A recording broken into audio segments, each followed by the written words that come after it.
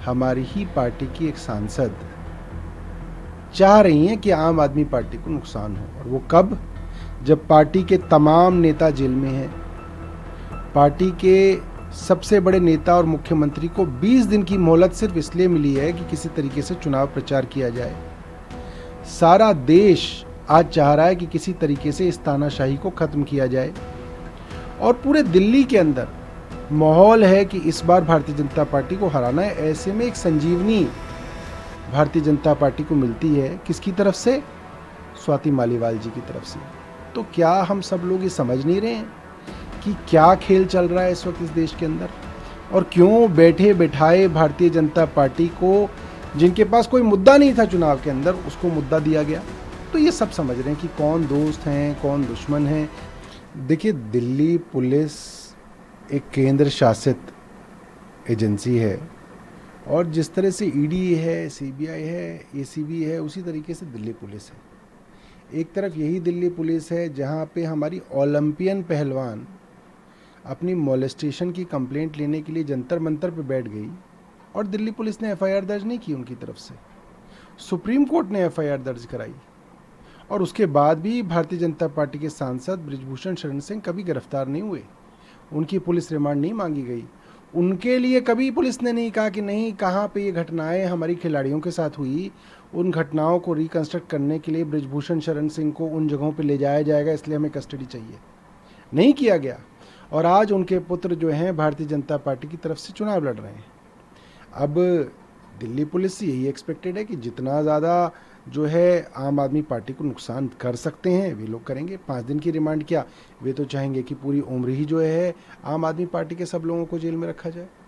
लेकिन कहीं ना कहीं आपको लगता है कि इससे आम आदमी पार्टी को नुकसान हो रहा है? जिस तरह का ये मामला है और भी आम आदमी पार्टी के मौजूदा सांसद के द्वारा आरोप लगाए गए हैं। देखिए, आप और कई सारे मीडिया के बंधु कह रहे हैं कि इससे आम आदमी पार्टी को नुकसान हो सकता है।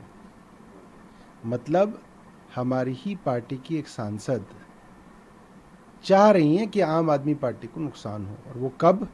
जब पार्टी के तमाम नेता जेल में हैं। पार्टी के सबसे बड़े नेता और मुख्यमंत्री को 20 दिन की मोहलत सिर्फ इसलिए मिली है कि किसी तरीके से चुनाव प्रचार किया जाए।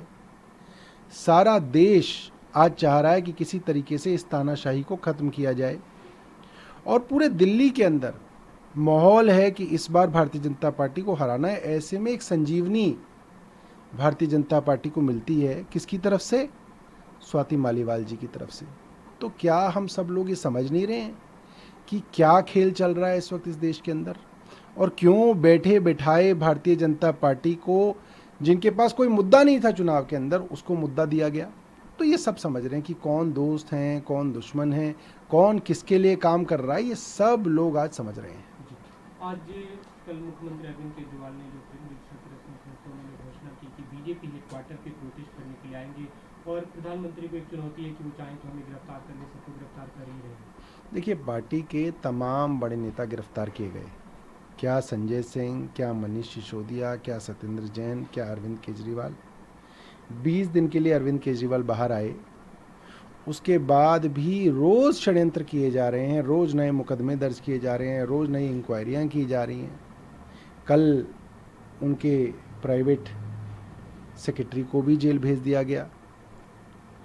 तो अगर प्रधानमंत्री को इतनी नफरत है आम आदमी पार्टी से और उनको लगता है कि आम आदमी पार्टी के सब नेताओं को जेल भेज के वे आम आदमी पार्टी को ख़त्म कर देंगे, नष्ट कर देंगे, तो उनकी भूल है।